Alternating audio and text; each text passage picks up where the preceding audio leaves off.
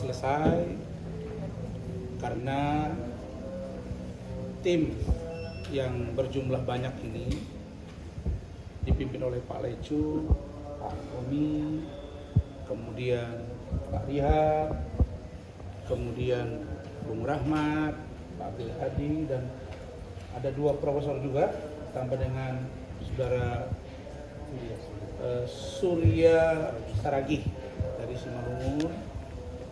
Dan tadi Bang Egy Sujana juga datang memberi support. Bu Ida Linetti juga tadi datang dan beliau mendahului kita karena ada urusan. Saudara-saudara sekalian, saya hanya meminta satu hal, agar kasus ini diproses dengan cepat, dan hari ini sudah terbukti berkat kejelian dan kemampuan yang andal dari para tim yang dipimpin Pak Rejo dan Pak Romi, Pak Rihat ini, maka saya yakin dan percaya kalau hari ini bisa cepat, maka pemeriksaan terhadap Nikita Mirzani juga akan cepat, penetapan seperti apa ke depan juga akan cepat. Saya tidak bisa berkomentar panjang lebar, karena yang mengerti dan yang diserahkan untuk fakta hukum ini seperti apa ke depan adalah tim. Saya tidak akan terlalu banyak berbicara di persoalan ini, biarkan tim yang akan merumuskan dan menyampaikan kepada kalian semua apa dan seperti apa. Saksi diperiksa tadi 2 orang, dan plus saya ditambah keterangan istri saya. Dan keterangan-keterangan tersebut sudah diperlihatkan lewat CCTV dan seperti apa kejadiannya dan bagaimana ke depan kasus ini. Saya persilakan kepada Bung Lecumanar SHMH, kandidat dokter, untuk menjelaskan. Silakan. Oke, terhadap perkara yang dilaporkan oleh Bang Rasman Arief Nasution terhadap terlapor inisial NM. Oke, hari ini harusnya kemarin, cuman kemarin unit Resmob itu lepas piket. Jadi dipindahkan hari ini karena Bang Rasman yang meminta juga diganti hari Selasa. Jadi tadi pagi-pagi saya jam 9.30 sudah sampai di Polres. Oke, saya sudah mengecek berkas perkara yang telah dilaporkan oleh Bang Rasman. Disposisinya adalah ke Resmob, unit Resmob lantai 3. Oke, dengan kanitnya namanya AKP Jakaria. Nah, tadi ketika Bang Rasman sudah datang, akhirnya langsung kita dilakukan pemeriksaan ekstafet dari Bang Rasman, kemudian ada Ibu Ade, kemudian ada 2 saksi lainnya. Oke, jadi hari ini kita sudah selesai pemeriksaan kurang lebih 1,5 jam. Start dari jam 2 sampai kurang lebih 1,5 jam ya, 3.30 udah selesai. Jadi saya pastikan minggu ini akan dilakukan panggilan klarifikasi terhadap yang namanya NM. Oke, jadi kepada NM kita sudah menepati janji kita, proses hukum harus tetap berjalan ya. Terhadap Bang Rasman ini bukan lagi namanya ya tindak pidana ringan, ini jelas-jelas sampai sobek sampai ada darah, itu sudah jelaskan berat itu ya. Jadi saya pastikan NM kamu akan dipanggil minggu ini, oke, dari Polres Jakarta Selatan. Nah, datang ya, jangan coba-coba nggak datang.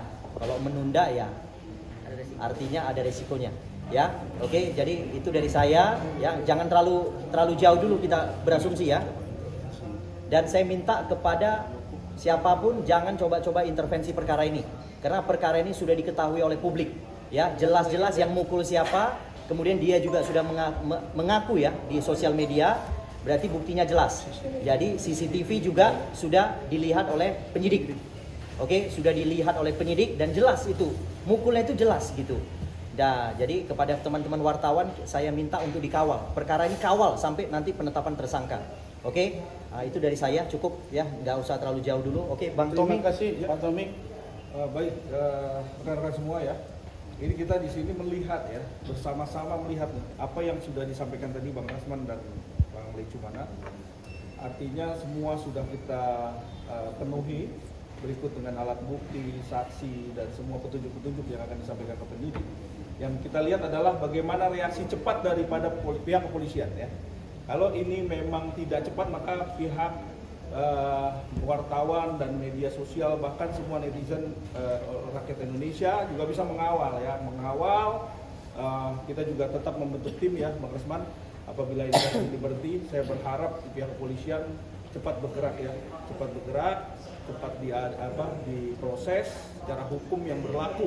Bahkan contoh-contoh ya yang kita lihat di media sosial pun sudah banyak ya tindakan-tindakan yang sifatnya adalah pengancaman, bahkan juga ada penganiayaan, pemukulan.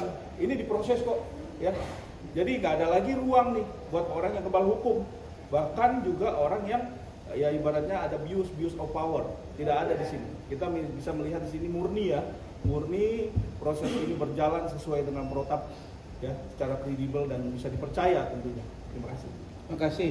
Silakan Bung Lihat. Baik, perkenalkan saya Lihat Huta Barat SMA selaku tim kuasa hukum dari Pak Dr. Ran untuk menambahi daripada keterangan yang telah diberikan oleh Dr. Ran dan kita Lecumana dan juga saudara Tommy.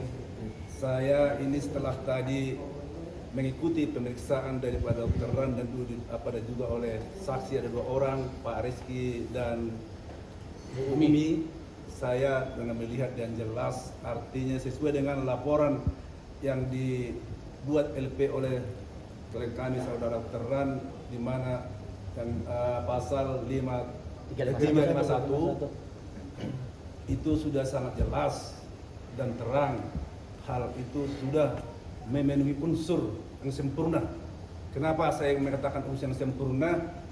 Karena sudah jelas peristiwanya ada di kantor polisi dan di depan petugas.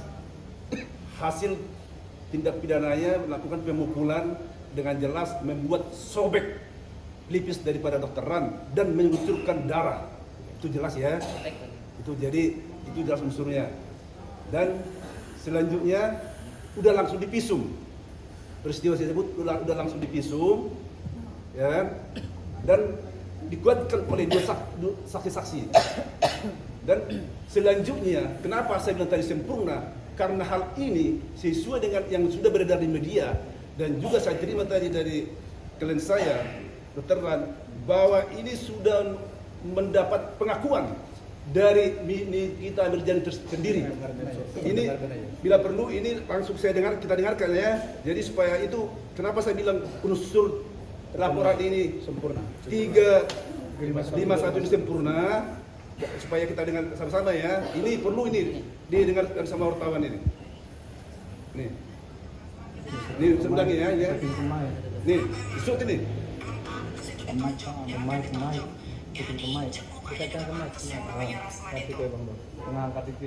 Oke, udah milih lagi. Nih. Benar, nojok Rasma benar. Ya. Benar. Kenapa emang? Emang pantas itu ditonjok. Jangan kan ditonjok. Ya diinjek mukanya juga pantas yang namanya Rasman itu.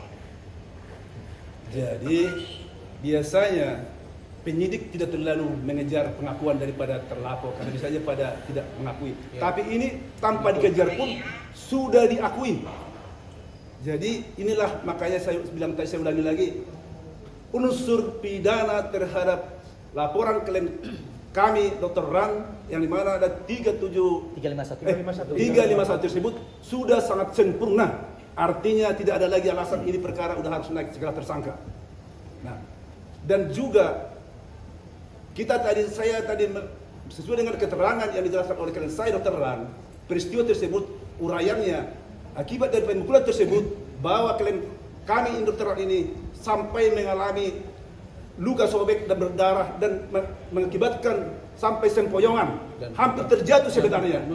Dan setelah balik di rumah sampai muntah-muntah, ya kan? Namun kenapa Dr. Ran harus juga segera melakukan laporan dan visum dan juga segera juga harus ke Polres lagi karena demi untuk menyelamatkan Loli, anak daripada NF. Siapa? Nikta Nurjani yang diduga keras sebagai pelaku terhadap tindak tersebut. Itu yang perlu kita tegaskan di sini. Dan saya pikir wartawan, semua publik sudah sangat jelas ini, ya. Jadi inilah tadi dasar kita. Makanya perkara ini tadi katakan kedua tim kita Dr.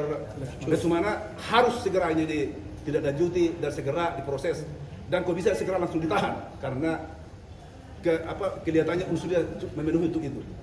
memenuhi. Terima kasih. Apa aja Baik. Pak memenuhi? Jadi Apa aja? sebenarnya pada waktu kejadian itu saya didorong itu karena saya tidak mau menunjukkan bahwa saya sempoyongan, saya pusing-pusing karena ada loli. Saya nggak mungkin menunjukkan ke dia bahwa saya itu panik gitu ya. Ditambah saya memang harusnya malam itu mengkonsumsi obat, tidak mengkonsumsi obat. Kemudian saya juga tidak tidur. Lalu kemudian dibawa visum. Pulang ke rumah, memang saya sempoyongan dan saya muntah. Sehingga saya harus istirahat minimal 2 jam. Saya berat untuk datang, tapi karena perjanjian dengan Kanit dan PPA, maka saya harus datang. Dengan keadaan itulah makanya saya sebenarnya darahnya masih terganggu, sehingga setelah saya mandi ini masih keluar darah, makanya saya pasanglah perban itu atau salon pas ya, atau handle plus. Saya pasang perban masuk ke sini. Nah, ini sebenarnya kalau dilihat dari unsur pasal 351 masuk unsurnya, terutama untuk ayat 2 ya, ayat 2 penganiayaan. Tidak sampai sebesar ini pun orangnya diproses Medina Zain dan lain-lain, tapi itu biar mereka nanti. Tapi yang pasti saudara-saudara, ada upaya-upaya untuk mendekati dan mengganggu proses ini. Ada yang mau menarik ke sini, narik ke sana, nggak bisa. Ini sudah sampai ke petinggi Polri langsung. Dan urusan loli juga udah sampai ke sana. Makanya saya udah bicara dengan Pak Kapolres, dengan Pak Kasat. Saya sudah beritahu. Makanya tadi Pak Lecu bilang, Bang ini begini langsung, nggak bisa. Ya, NM masuk kapan, seperti apa, ditahan atau apa, biar pengacara yang bicara.